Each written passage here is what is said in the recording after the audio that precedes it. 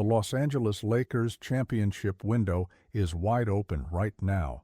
But there's one glaring weakness that's been exposed game after game this season, and the organization knows they need to act decisively before the February 5th trade deadline to address it.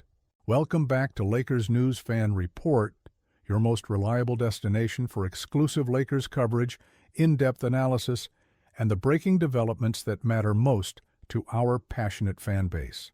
I'm here every single day bringing you the latest updates, strategic breakdowns, and honest conversations about where this franchise is headed.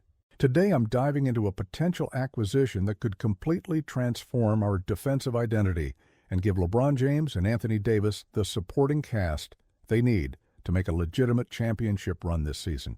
Before I reveal exactly which player the Lakers are targeting and why this move makes perfect sense from every angle, I need you to understand the current state of our roster because the problems we're facing aren't going away on their own. We've got the offensive firepower with LeBron still playing at an MVP level and AD dominating on both ends when healthy. But our perimeter defense has been absolutely atrocious. Teams are attacking us relentlessly on the wing, exploiting our lack of size and defensive intensity in ways that simply cannot continue if we're serious about contending. Rob Pelinka knows this, the coaching staff knows this, and most importantly, LeBron and AD know this. Something has to change, and it has to change soon. The Lakers have been linked to various wing players over the past few weeks, with names floating around from multiple organizations. We heard about interest in some New Orleans Pelicans forwards, but those conversations reportedly hit a wall because the Pelicans weren't willing to engage in serious trade discussions. That door might not be completely closed, though, and I'm going to explain why in just a moment. We've also seen speculation about Cleveland Cavaliers forward DeAndre Hunter potentially being available, and while Hunter is averaging 15.3 points, 4.3 rebounds, and 2.2 assists per game this season with solid efficiency, he's not the caliber of two-way player that truly solves our problems at the level we need. The Cavaliers are going through an unexpected rough patch, losing 7 of their last 10 games and falling to a 15-13 record after their incredible 64-win campaign last season. If Cleveland continues this downward trajectory, they might be forced to make some roster adjustments before the deadline, which could open up opportunities for teams like us. Hunter is 28 years old and represents a reliable 3-and-D option that would certainly help our wing rotation. But when I look at what the Lakers actually need to compete with the Boston Celtics, Denver Nuggets, and other elite teams, we need someone who brings elite-level defense, not just solid defense. That's where this gets really interesting, and this is the part that has me genuinely excited about what could happen over the next few weeks. The player I'm about to discuss isn't just another role player or a marginal upgrade over what we currently have. We're talking about someone who would instantly become one of the best perimeter defenders in the entire league the moment he puts on a Lakers jersey. Someone who has the size, versatility, and defensive instincts to guard anyone from point guards to power forwards. Someone who's proven he can be a difference maker in playoff situations and whose arrival would fundamentally change how teams approach playing against us. I'm talking about Herb Jones from the New Orleans Pelicans, and I know what you're thinking right now. Didn't I just say the Pelicans weren't interested in trading their forwards? Yes, that was the initial reporting. But circumstances change rapidly in the NBA, and New Orleans is facing a situation that might force them to reconsider their stance. Let me break down exactly why Herb Jones should be target number 1 for Rob Pelinka and why there's a realistic pathway to making this happen, despite the initial resistance from New Orleans. Herb Jones is averaging 11.8 points, 3.9 rebounds, 2.6 assists, and 1.7 steals per game this season. Those numbers don't jump off the page at first glance, but they tell only a fraction of the story about his impact. Jones is widely regarded as one of the 5 best perimeter defenders in basketball right now. He's been named to all defensive teams. He guards the opponent's best player every single night, And he does it with a combination of size at 6'7", incredible lateral quickness, and basketball IQ that you simply cannot teach. When Herb Jones is on the court, opposing offenses have to completely adjust their game plans. Think about what that would mean for the Lakers. Right now, teams attack us relentlessly on the perimeter because they know we don't have anyone who can consistently lock down their best wing scorers. LeBron at 39 years old can still defend at a high level in spurts, but asking him to chase around the league's best perimeter players for 35 minutes a night is unrealistic and unsustainable. We need someone who can take that burden off LeBron's shoulders, someone who can guard Luka Doncic, Jason Tatum, Kevin Durant, and all the elite wings and guards that we'll inevitably face in the playoffs. Herb Jones is that guy. His defensive versatility is exactly what modern championship teams need. Jones can switch seamlessly across multiple positions, which is crucial in today's NBA, where offenses are predicated on creating mismatches through screening actions and ball movement. He can fight through screens, recover quickly, and contest shots without fouling. His steal numbers demonstrate his anticipation and ability to create turnovers, which would be huge for our transition offense, considering how much LeBron thrives in the open court. Defensively, adding Jones would immediately elevate us from a bottom-tier defensive team to a legitimate top 10 unit. And that's not hyperbole. That's what the numbers suggest would happen, based on lineup data and defensive metrics. But Jones isn't just a defensive specialist who hurts you on the offensive end. He's shooting 39.2% from three-point range this season on over 3 attempts per game, which represents significant growth in his offensive game. He's become a legitimate spot-up threat who can space the floor and punish teams for leaving him open. In the Lakers system, surrounded by playmakers like LeBron and AD who attract so much defensive attention, Jones would get wide-open looks from 3 that he's proven he can knock down consistently. His offensive role wouldn't require him to create his own shot or carry a heavy scoring load, which is perfect for what we need. The fit alongside LeBron and AD is absolutely seamless from a basketball perspective. Imagine a closing lineup with LeBron, AD, Jones, Austin Reeves, and one other shooter. That's a group that can defend at an elite level across all 5 positions while still maintaining enough offensive firepower to score in crunch time. Jones would guard the opponent's best player, AD would protect the rim, and LeBron could conserve energy on defense, knowing he has elite help defenders around him. Offensively, Jones would cut, spot up from 3, and make the simple winning plays that championship teams require from their role players. Now, let's address the elephant in the room. Why would New Orleans trade Herb Jones, and what would it cost the Lakers to acquire him? This is where understanding the broader NBA landscape becomes crucial. The Pelicans are currently struggling with a 14-14 record, dealing with significant injury issues and facing some very difficult decisions about their roster construction moving forward. Zion Williamson's injury history continues to be a major concern. Brandon Ingram is set to become a free agent, and there are legitimate questions about whether this core can actually compete for championships in the Western Conference. Jones is 26 years old and signed to a very reasonable contract extension that pays him around $12.5 million per season through the 2027 season. That's incredible value for a player of his caliber, which makes him extremely attractive to contending teams, but also makes New Orleans hesitant to move him. However, the Pelicans might be facing a situation where they need to make difficult choices about their future direction. If they don't believe they can build a true contender around their current core, trading Jones while his value is at its peak could be the smart long-term move, especially if they can get back valuable draft capital and young players. The Lakers have several assets that could be packaged to make a competitive offer for Jones. D'Angelo Russell on an expiring contract provides salary-matching flexibility.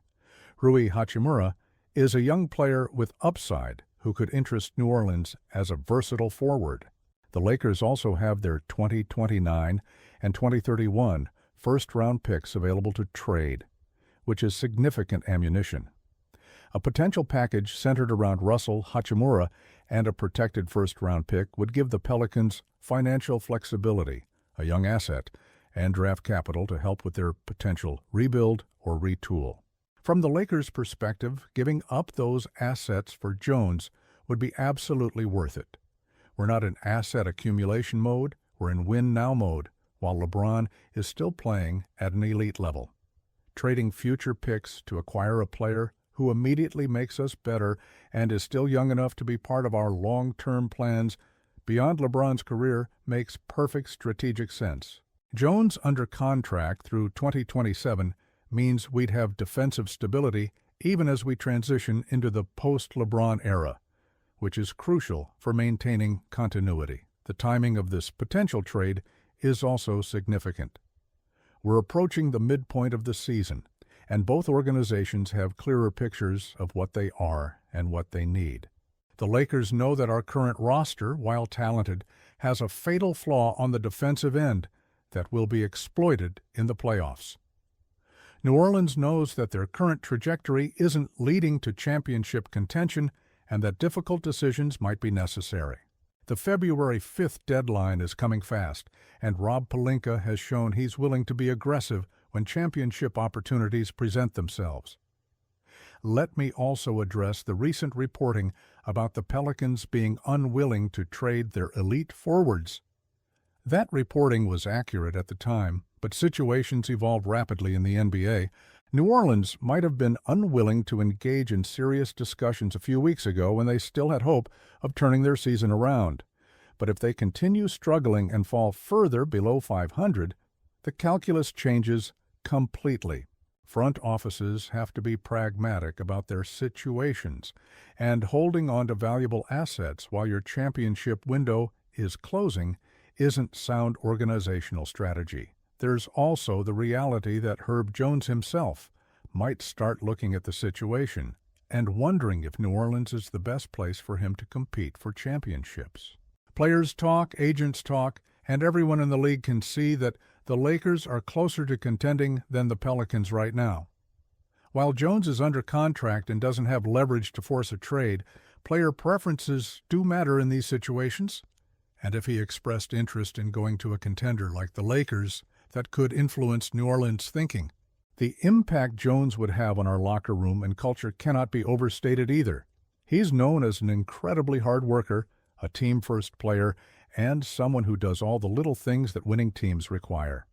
He doesn't need the ball to be effective, he doesn't complain about his role, and he brings intensity and focus every single night. Those are exactly the characteristics you want in a player joining a veteran championship contending team. LeBron and AD would immediately embrace him because they understand how much easier he'd make their jobs on both ends of the floor. I want to paint a picture of what the Lakers would look like with Herb Jones in the starting lineup. Imagine opening night of the playoffs against a team like Denver. The starting five would be Russell or Reeves at point guard, Jones at shooting guard or small forward, LeBron at forward, AD at power forward or center, and a traditional center or another shooter depending on matchups. Immediately, you're sending a message to the opposing team that you're going to make everything difficult defensively. Jones is shadowing Jamal Murray or whoever their best perimeter threat is, making every possession a grind. Offensively, the spacing would be excellent because Jones has become a legitimate three-point threat. LeBron and AD would have room to operate, and Jones would be cutting intelligently to the basket and crashing the offensive glass with his size and athleticism. The ball movement would be crisp because Jones doesn't hold the ball unnecessarily. He makes the simple right play every time. In transition, which is where LeBron still excels, Jones would be running the lanes hard and finishing at the rim or spotting up in the corners. The playoff implications of adding Jones are enormous. In a 7-game series, having a player who can consistently guard the opponent's best scorer is invaluable. Think about our potential playoff matchups. If we face Dallas, Jones guards Luka and makes his life miserable. If we face Denver, he takes on Murray and forces him into difficult shots. If we face Oklahoma City, he can switch onto Shai Gilgeous-Alexander and stay in front of him. Every single matchup becomes more favorable for us with Jones on the roster. Defensively, the Lakers would transform from one of the worst perimeter defensive teams to one of the best. Our current defensive rating would improve by several points per 100 possessions, which is the difference between being a first-round exit and being a championship contender. Haiti would have less pressure to help on the perimeter constantly, allowing him to focus on protecting the rim where he's most effective. LeBron could take easier defensive assignments and save his energy for offense. The entire defensive ecosystem would function more efficiently. I also want to address the financial implications of this potential trade because that matters to the Lakers' long-term flexibility. Jones's contract is extremely team-friendly, paying him only around $12 to $13 million per season through 2027. That's significantly less than what top defensive wings typically command on the open market. By acquiring him now, the Lakers would essentially be locking in below-market value for an elite defender during what should be the prime years of his career. That kind of cost certainty is valuable when you're managing a luxury tax situation like the Lakers always are. The coaching staff would immediately know how to utilize Jones because his role is so clearly defined. J.J. Redick, or whoever is coaching, would plug him in as the primary perimeter defender and spot-up three-point shooter. There's no complicated offensive role to teach, no complex defensive scheme to learn. Jones thrives in straightforward systems where he's asked to guard the best player and make open shots. That simplicity is beautiful because it means immediate integration and impact without a lengthy adjustment period. Let me also address potential concerns about this trade. Some fans might worry about giving up D'Angelo Russell, who's been productive offensively this season. That's a legitimate concern, but you have to ask yourself honestly, is Russell someone you trust in a Game 7 against Boston or Denver? His defensive limitations are glaring, and while his offensive production is valuable, it's replaceable through other means. The Lakers can find scoring from Austin Reeves, LeBron, AD, and others. What we can't easily replace is elite perimeter defense, and that's what makes trading Russell for Jones such a clear upgrade. Others might worry about trading Rui Hachimura, who's still young and developing. Again, that's understandable, but we have to be realistic about what Rui is and isn't. Jones is exactly that player, and having him in purple and gold would be absolutely incredible for Lakers Nation. Now, I need to hear from you in the comment section below. What would you be willing to give up in a trade package to land him? Do you believe Jones is the missing piece that puts us over the top as legitimate championship contenders? Are there other players you'd prefer the Lakers target instead? Let's have a real conversation in the comments, because I want to know how Lakers Nation feels about this potential blockbuster move. If you want to stay on top of every development as we approach the February 5th trade deadline, if you want detailed analysis of every potential Lakers move, make sure you're subscribed to Lakers News Fan Report. Hit that notification bell so you never miss an update because things are going to move fast over the next few weeks. I'll be here breaking down every report, every rumor, and every transaction the moment it happens. The Lakers are building something special this season, and I believe we're one move away from being true championship favorites. Let's get Herb Jones to Los Angeles and watch this team reach its full potential. Lakers Nation, let's go!